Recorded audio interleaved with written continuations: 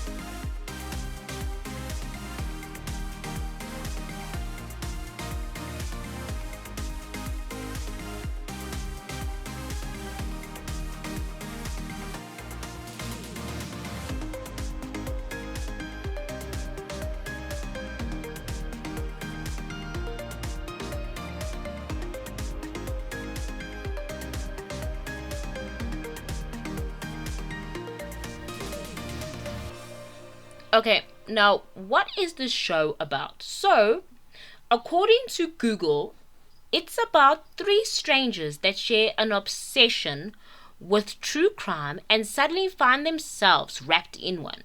When a grisly death occurs in their exclusive Upper West Side apartment building, the trio suspects murder and employ their precise knowledge of true crime to investigate the truth.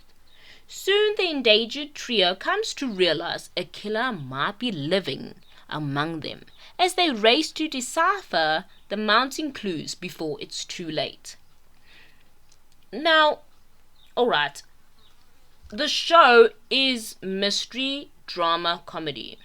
And now for past many years, we've got similar TV shows, movies. We got the 2002 to 2009 TV show Monk that stars Tony Shalhoub, who plays Adrian Monk, Trailer Howard, who plays Natalie Teeger, Jason Gray Stanford, who plays Randy Dishner, Ted Levine, who plays Lars Strottenmeier, and British Random, who plays Sharona Fleming. And then you also got Malona Harding, who plays Monk's wife, Trudy Monk.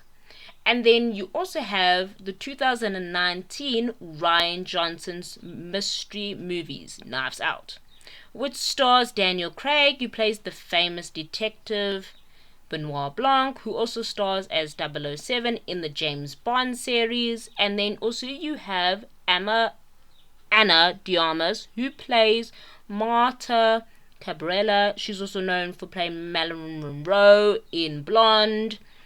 She's in Greyman, Ghosted, many more. And then you have Chris Evans, who plays Ransom Drysdale, as we obviously know him as America's Ass, aka Captain America. He started Fantastic Four as Johnny Storm, Greyman as the villain, and much more. And then we also have Michael Shannon, who played Walt Thromby, and we also know him as General Zod in Zack Snyder's Man of Steel.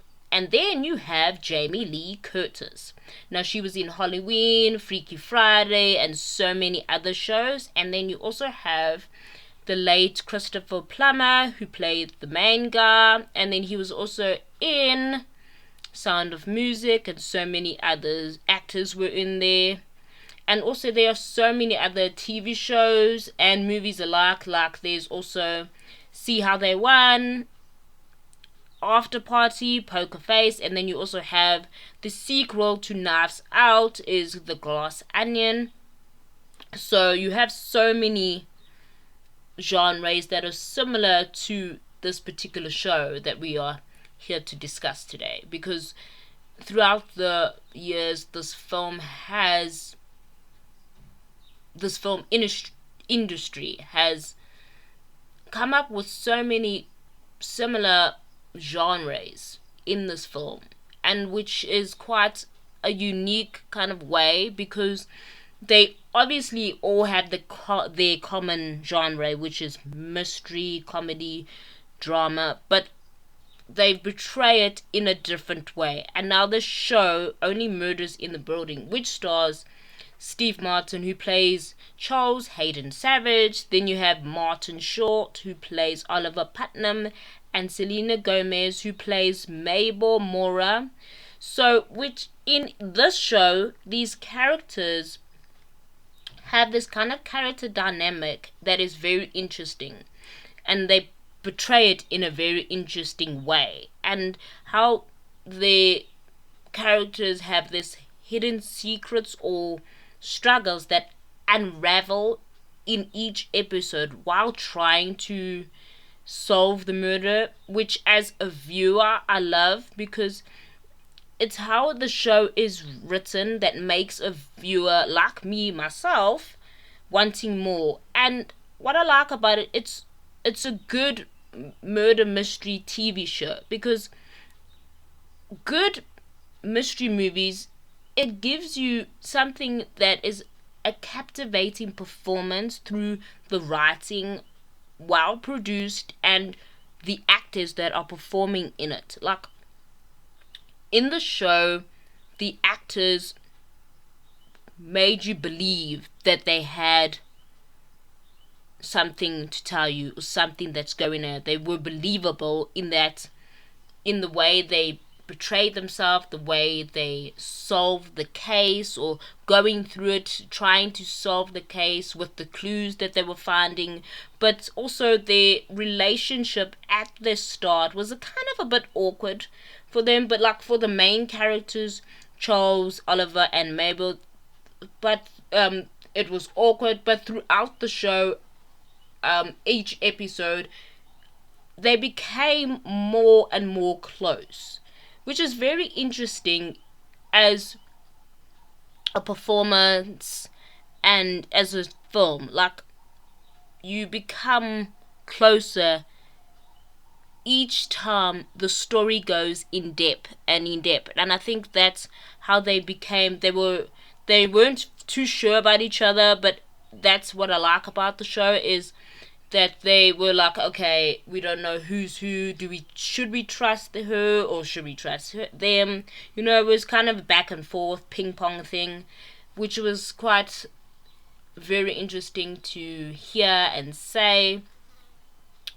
But also, there was a very interesting element to the show, which was quite very interesting for a murder mystery to actually, portray, or a TV show to portray. Like, their true obsession is true crime. So they all listened to this one podcast of true crime that was with Cinder Canning. Okay, It's Not Okay in Oklahoma. So it's about a true crime about a missing person. So that was quite interesting, that the show portrayed a podcast kind of way to try and solve the murder. So I think that's what its many themes or props, which is quite different to the way another show like Monk or After Party or Knives Out or See How You Run was filmed or portrayed, because it was portrayed in like a podcast way, a streaming way, which is, for us today, this generation, it is kind of up there, the trend. The podcast is a trend, which they portrayed that trend very well, and it's becoming quite a big thing now, the podcast. And I think there was podcast day, I think it was Monday or Tuesday, one of those, or Wednesday, I think it was, that there was National Podcast Day. So I think with them portraying the podcast or bringing the podcast into the show, it was quite a unique story, a trend that now everyone's on the bandwagon. We can all do a podcast, which I think it's kind of promoting podcasts, like, okay, someone's doing a podcast, so we must do a podcast. So yeah, it was kind of a good way to portray a murder mystery and also to promote podcasts and do all those things while solving the murder, which is quite good in that kind of sense.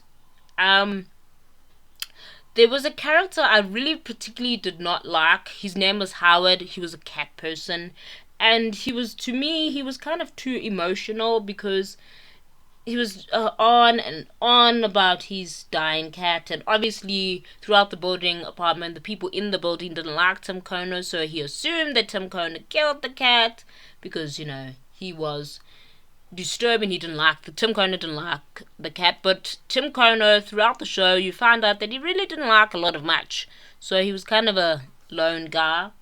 But yeah, so that particular character drove me insane a little bit. But that's the actor's job, is to annoy you, which he did his job well. His character annoyed me to pieces. Now, also, what I love is also that throughout the show, there was a twist, and or the murder reveal of the thing it wasn't obvious. It got me guessing. I personally thought that it was this Nigerian lady who wanted Tim Kono's apartment. I thought it was her, and then I thought it was the two people that did the dips. Now, that was Teddy. He owns a dip company, and he has his son Theo. Now, I thought it was leading to them, because they also had secrets. What I love about the show is they had so many secrets. That's why. But throughout the show, I think that's what they want, is to lure you in a different way, while the actual murderer is someone else. Which, yes, Teddy and Theo had their own secrets. I mean, with the whole thing with pushing Zoe off the balcony when Zoe died, and then Oscar was framed for it because Tim Kona didn't want to speak about it because he had something, or he was threatened, so he didn't want to speak about it. So yeah, so Oscar is in the show. Oscar is Tadaga. He's got this jumper that's Tada. Now Charles was raving so much about it because he saw Tadaga when he was walking out the building when Tim Kona's death came to the scene, and the police, FBI, told them to get out so they can investigate the scene. So yeah, now that he was Tadaga. Yeah, so now that was quite very interesting to see, but also the whole murder reveal and who the murderer was quite very interesting for me because it wasn't obvious. And it's when you watch it, it's like, oh, it's this person. I already know it's this person. And I think if it's like, if a movie or TV show is badly written or produced very badly, or the script is badly, and then you can literally figure out the murder or who's the murderer in like the first part of the show, or like 15 minutes into the show, and then you can also literally figure out the murderer in like the trailer. So like, for instance, for me, when Murder Mystery, the movie with Jennifer Aniston and Adam Sandler, their show, the first one, I figured out who the murderer was by just watching the trailer, and I didn't even watch it. So I figured out it was Gemma Arterton's character, which is kind of stupid. I mean, if you kind of want people to watch the show, don't make it obvious, because it's kind of, to me, that was kind of stupid. It was really stupid, but I didn't watch it because I figured out the murderer, and was no point of watching it, because if you figure out who the murderer is, it's like, oh, I already know it's this person, so what's the point of watching? So I think if a show is written well and produced well, and there's twists, I think that is a captivating performance.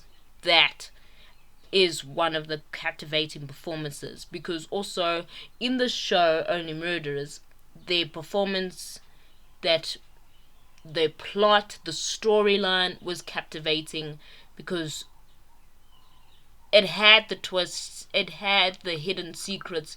You didn't know what was going to happen. You had to watch the next episode to find out. I mean, even Oliver Putnam thought it was Sting, the singer Sting. And I said to myself, it could be him, because the show is so captivating that they lure you into thinking it was that person. But then when you find out it wasn't that person and it was another person, you're like thinking, wow, I didn't think it was that person. But it's just the way how great writers and producers and actors do their job very well. And then also, I think for me, my favorite scene into the show was that scene where Oliver came to Charles' apartment, and then he immediately saw, and he got kind of like a fright shock, but it wasn't like a whoa, it was like whoa, a normal shock. And when he saw Charles's stunt double. Now Charles is obviously a semi-retired actor who's known for his TV show Brazos, and he has this stunt double named Saz, and now they look alike into the show. So obviously when Oliver thought that Charles was Saz, he thought that Charles did plastic surgery and he said, I don't know what you were thinking. Like, his whole face was like, what are you thinking? That was a very funny scene for me, which I think you would get that kind of sense of feeling from Martin Short's because of his TV shows or films that he's done. I mean, The Three Amigos with Steve Martin, and then he also did Santa Claus with Tim Allen, and he played Jack Frost. He also played he was the wedding planner in Father of the Bride. So you can get that funny comedy sense from Martin Short because you know he's funny, he's comedian, and you just get that great funny performance from him. So that's what's one of the shows, no, scenes that I liked from the show. And then I also kind of felt with Steve Martin's character, to me, he wasn't as funny as you know him as, because I mean, you know him from Pink Panther, you know, from Cheaper by the Dozen, The Three Amigos, Bowfinger, Father Bride of the Bride, Burn the House Down, so many shows, and you expect, when you watch a Steve Martin and the Martin Shorts movie, you know that they are going to be funny. Yes, it might be not funny for some parts, but then some other parts it might be funny. So it's quite very interesting that these particular parts are very funny, which for me, watching this, he played more of a dramatic role.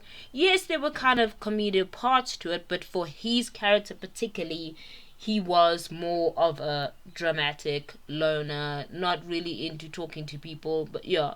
And which Martin Short's character, he was more of a funny guy character into the show, which is quite funny. And then you get Selena Gomez's character, which is, her character is somewhat dark if you think about it, because her character in the show, she had secrets that no one knew. I mean, she knew Tim Kona. She was part of this little Hardy Boys group that she created when she was younger, when she used to visit the Arconia to visit her aunt. So she had some secrets of her own. So she kind of was like a reserved person type of character into the show, which to me, it was quite amazing to watch and hear her perform that character as well. And she's obviously an artist.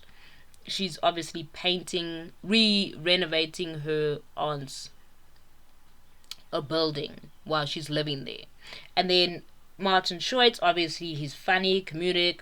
He's a struggling broadcast director. So he's also got his problems. He's got his kind of a strangled relationship with his son. I mean, he's divorced.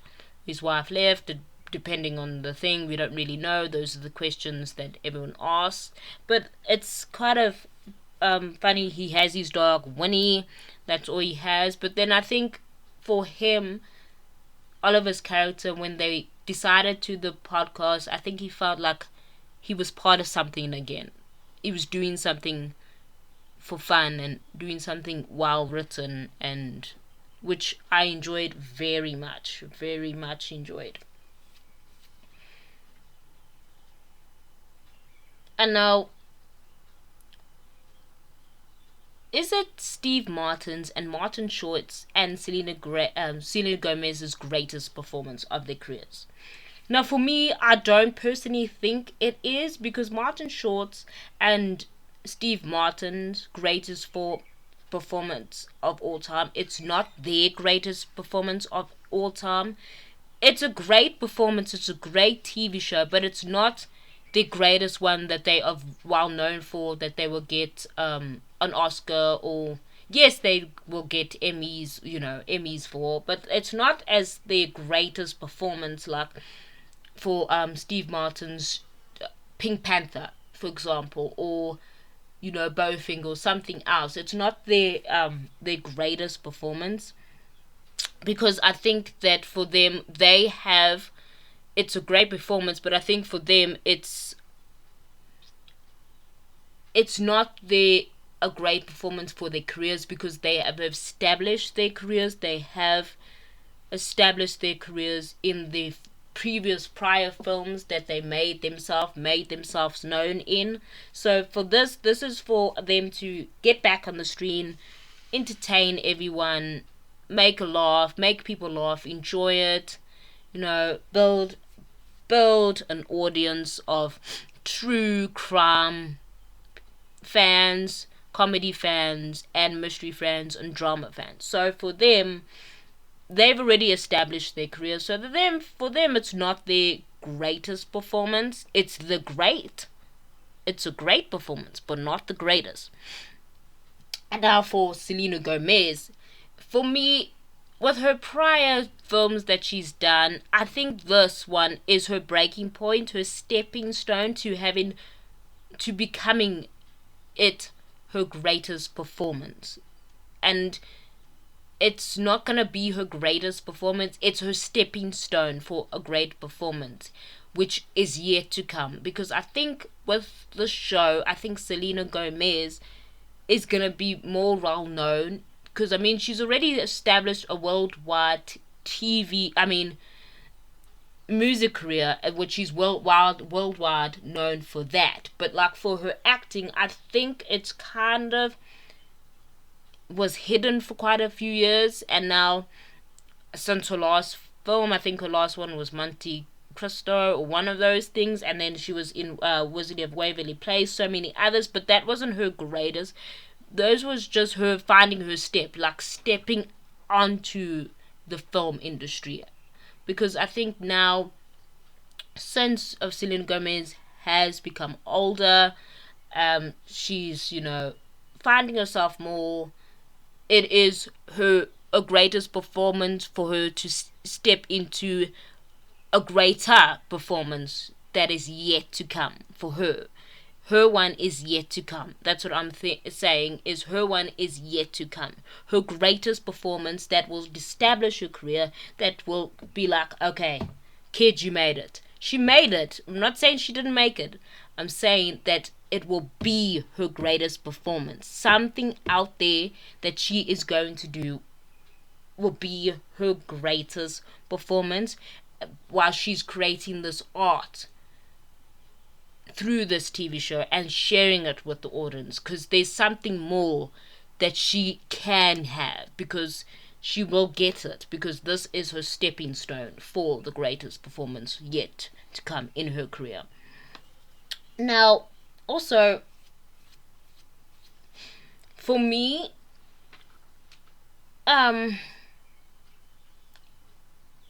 is it